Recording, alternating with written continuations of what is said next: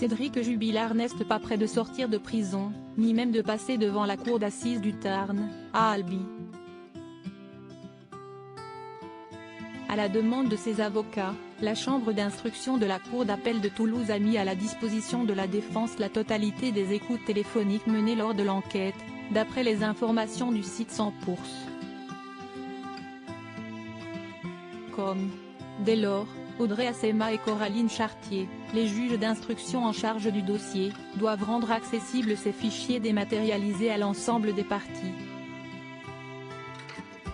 Ainsi, l'ordonnance de mise en accusation n'interviendra pas cet été puisque Cédric Jubilard serait encore loin d'être renvoyé puis présenté devant la cour d'assises du Tarn, à Albi, indique à nos confrères une source judiciaire toulousaine.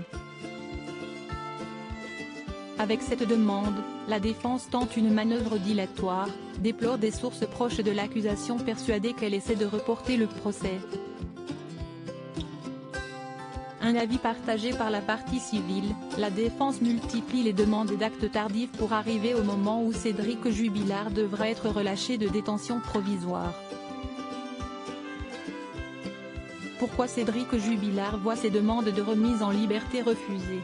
Présumé innocent, Cédric Jubilard est le principal suspect dans la disparition de son épouse Delphine Jubilard, survenue en décembre 2020 à Cagnac-les-Mines.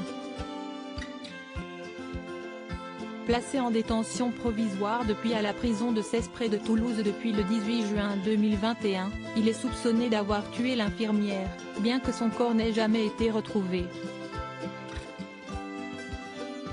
S'il ne cesse de clamer son innocence, le père de famille voit toutes ses demandes de remise en liberté, dans l'attente de son procès, rejetées. La dernière en date remonte au 27 juin dernier.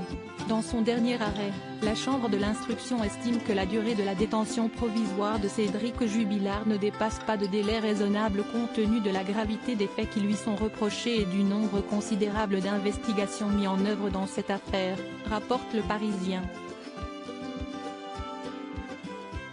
À cela s'ajoute que Cédric Jubilard ne dispose pas, à ce jour, de logement répondant aux normes d'une éventuelle mesure d'assignation à résidence sous bracelet électronique.